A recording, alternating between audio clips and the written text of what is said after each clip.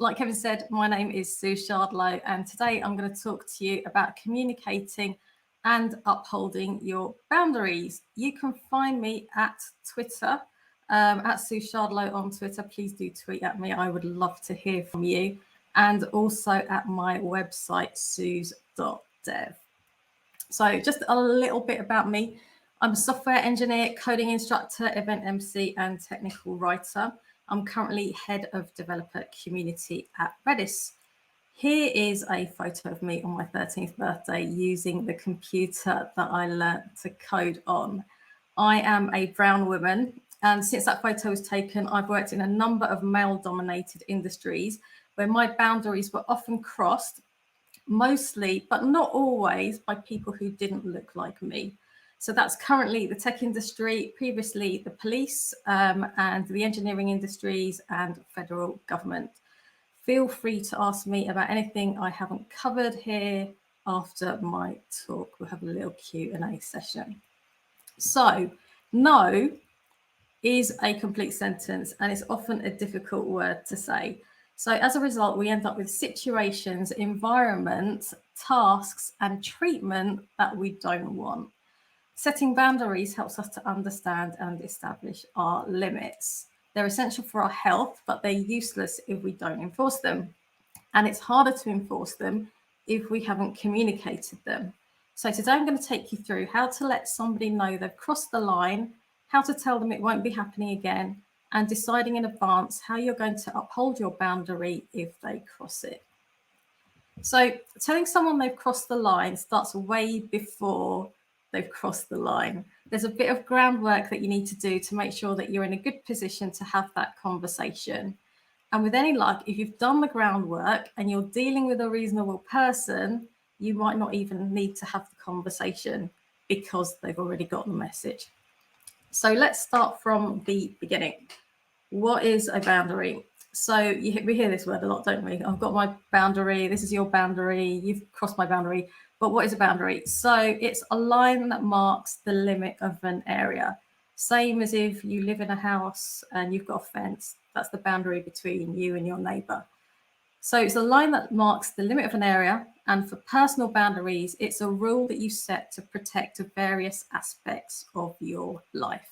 Now, I say various aspects because there are different types of boundary, and you can probably think of a few off the top of your head. The main ones are physical.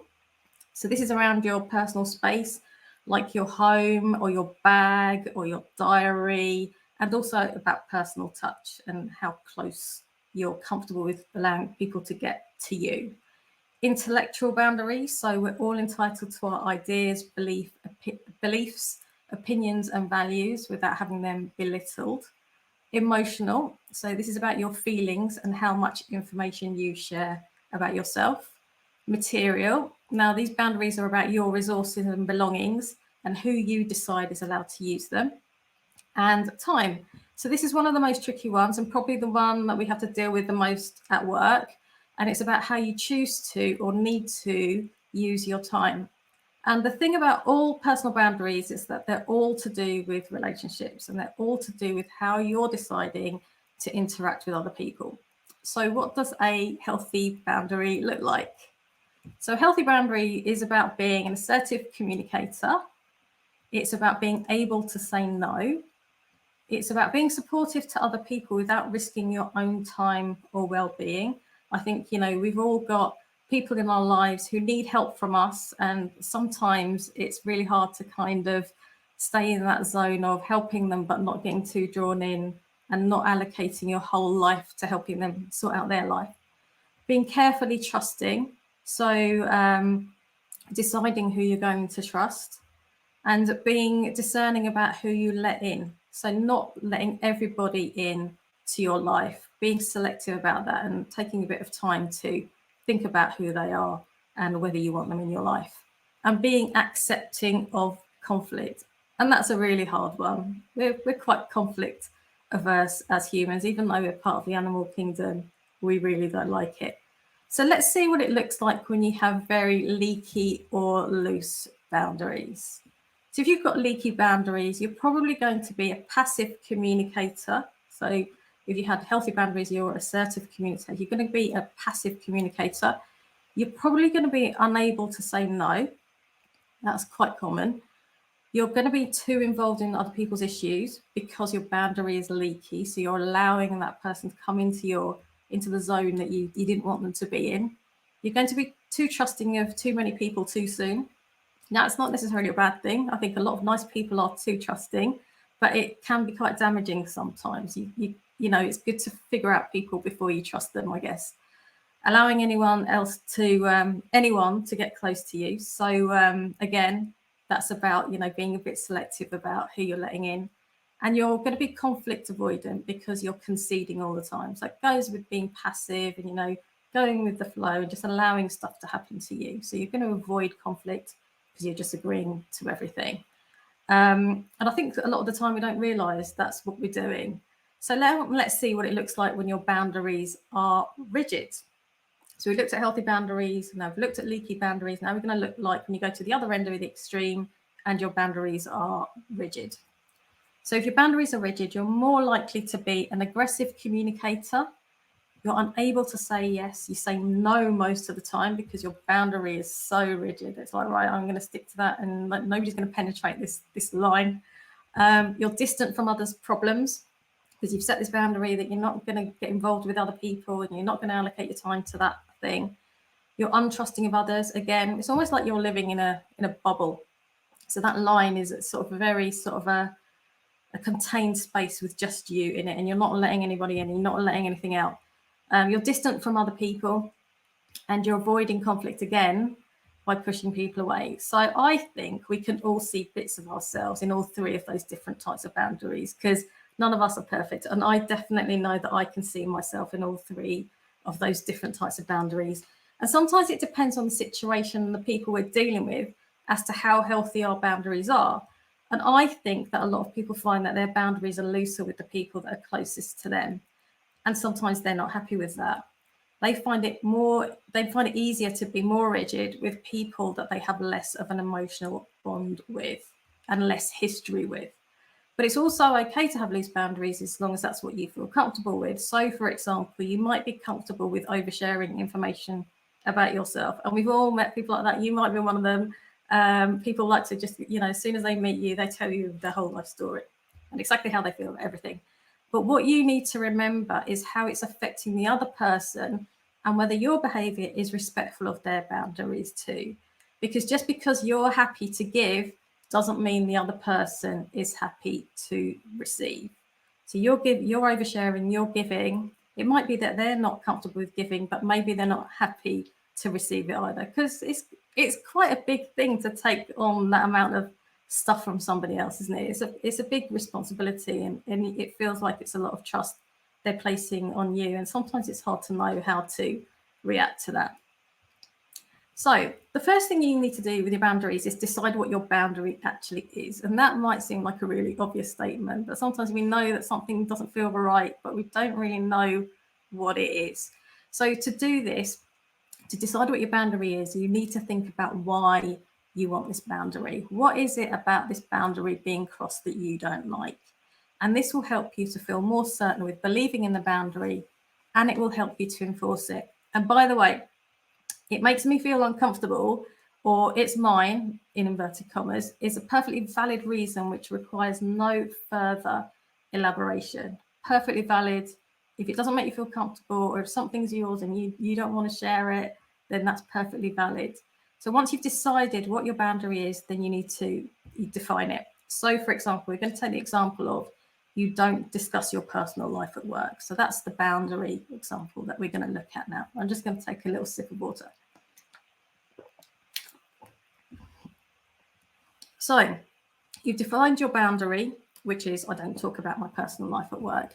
And then you need to communicate it. So for this particular example, you can either state it up front when an opportunity presents, or you can state it after somebody's crossed it, which is probably going to be the more likely situation. So to state it up front, you might feel comfortable with telling your boss at an opportune moment during an early one-to-one. So say, for example, the subject of like life outside work comes up, you might just say to your boss, oh, you know, I like to keep things separate.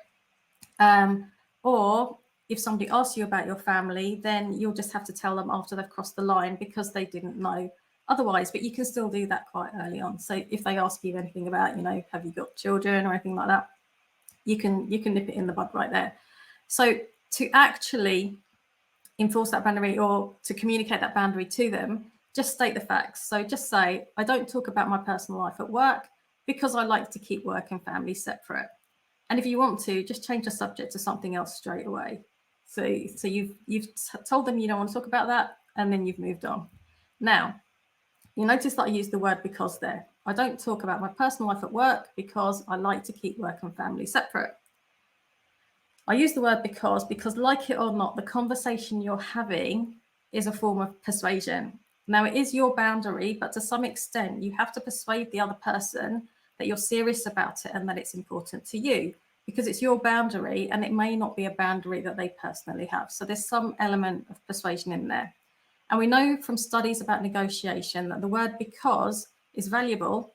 And I wrote an article for You Got This a couple of weeks ago about negotiation and why the word because is the most important thing in getting your own way. So go and check that out at yougotthis.io. So unfortunately, there are some people in life who need others to justify everything. So you might get them asking you why you don't want to discuss these topics. And you also get some people who try to get you to be ultra specific about what you will and won't discuss. So really, these people are just trolls who are trying to see how far they can push you. They haven't got your best interests at heart. They don't want to help you. They just want to see what they can get away with. So keep it simple and don't get drawn into over-explaining. Like I said earlier, because it makes me feel uncomfortable or because it's mine, it's two perfectly valid reasons. You don't have to over-explain. And we all know, I think we've all been in a situation where we start explaining more and more, and then it just gives the other person ammunition to argue back, and you just get tied up in knots. So don't get into over-explaining. You've told them that you don't like it. That should be enough. Just repeat what you told them. Now, if they want to know what makes you feel uncomfortable, or if they utter that brilliant phrase that has been overused since the beginning of time, I can't help the way you feel, then just reply, I don't like it, and I've informed you of that now. So if you ask me about that again, you're doing it in the knowledge that you're making me feel uncomfortable. So that means that it's understood by both of you that they and they alone are responsible for the consequences of their own actions. You're telling them that you're not allowing them to make you feel that way. And you're also not responsible for their reaction to the statement that you've made to them in a respectful way. So then you've got to decide what the consequences of crossing that boundary are going to be. So this can be quite fluid, and we looked at leaky or loose boundaries before. So you might decide that you actually find a really good friend at work and you're happy to discuss things with them. But if there's somebody that you want to enforce the boundary strictly with, then you need to decide the consequences. So in this case, you'll need to refuse to discuss your personal life. And if they continue to press you, then you might need to stop speaking to them socially. And now that might sound a bit extreme, but if you think about it, you've made a perfectly reasonable decision and they're consistently disrespecting your wishes. And it's not essential to the business of the organization for you to discuss these things with that person. So you can all get on with your jobs perfectly well without discussing your personal life. And it might be that you're just going to have to not speak to that person socially at all. So taking another example, again in the workplace, but a situation where you may not be able to define your boundary up front. So say someone keeps giving you work that isn't your job. So again, we're going to define the boundary. That's the first thing we're going to do. So look at what's happening and what you feel is wrong about it. Then define what you want to happen and communicate it. Make sure you're communicating it to someone who has the power to help you and the power to enforce this boundary with you. So in this example, where you're being given work that isn't your job, speak to your boss first and get their buy-in, because they can help you to enforce the boundary because they know it's not your job, and then tell the team. So you're going to tell the team, I'm the only woman on the team and I'm always expected to take the notes or organise the birthday cards or whatever it is. We need to share these tasks out equally around the team because it's not anyone's job, so it's not fair on me. Now, if these tasks keep coming back to you, remind everybody of what you originally said and decline to do the tasks. Yes, it is tiring when people ignore you and they keep doing it. But I mean, if they're going to repeat, then you're going to have to repeat it back to them. And eventually they're going to have to get the message. And you might have to escalate it to your boss to help you. But that is the only way. If you give in, you're just setting the precedent that your boundary is something that can be crossed for exceptional reasons that only they are going to decide what they are. It is tiring, but people often ignore things they don't like. So if people don't like your boundary, they're going to ignore it. So all of the above information and the advice that I've given you assumes that we're dealing with people that are reasonable. And it assumes that we're not being bullied, and that's a whole other arena that I would need a lot more time to cover. But it also assumes that you're being reasonable. So it's not really fair if you've decided to set a boundary with your partner that you're not doing any of the housework because you don't like it. That requires a bigger discussion. There's probably going to be a bit of give and take, and you're going to have to figure out how you can work together on that. So, in summary, know how to recognize a healthy boundary, and we looked at healthy boundaries, rigid boundaries, and leaky/loose boundaries. Understand the types of boundary you need with different people and different areas of your life. So it might be that you've got a physical boundary of you don't want somebody to borrow your car, but you're quite happy for another person to. So it might be that that boundary is different for different people, depending on the relationship that you've got, because like we said, it's all about relationships. Then you're going to define the boundary, get it really clear in your head what you will and will not accept. You're going to communicate them, but don't over communicate it to them. And then you're going to set the consequences. So my name is Suze Shardlow, and I hope that I've given you something to think about today. You can find me at suze.dev or on Twitter at Suze Shardlow. Thanks so much for listening. I'm happy to take any questions.